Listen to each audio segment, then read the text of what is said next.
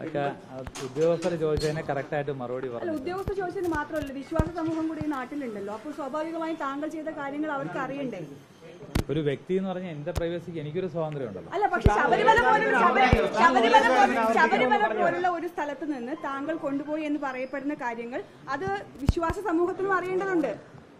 അതൊക്കെ ഹൈക്കോടതിയിൽ ഇപ്പൊ അന്വേഷണത്തിലും എല്ലാം വെളിപ്പെടും. അതായത് നിങ്ങൾ പറഞ്ഞത്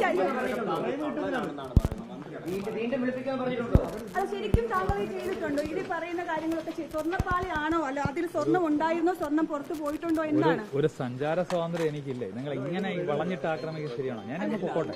എന്തുകൊണ്ടാണ് ആ ഒരു സാഹചര്യത്തിലേക്ക് എത്തിയത് താങ്കൾ കൂടി ആലോചിക്കണം. താങ്കൾ എപ്പോൾ നിൽക്കുന്നത് താങ്കളെ പ്രതിക്കൂട്ടിലാക്കിയത് താങ്കൾ സഹായിച്ച ആളുകൾ തന്നെയാണ്. ഡോക്യുമെന്റ്സ് കൈമാറിയിട്ടുണ്ടോ?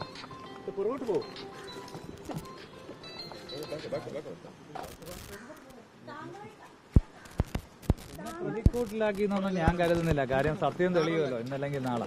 അതെന്താണ് സത്യമെന്ന് അറിയണ്ടേ? അതിനുള്ള സമയം തന്നാലല്ലേ പറ്റുള്ളൂ. എത്ര സമയം?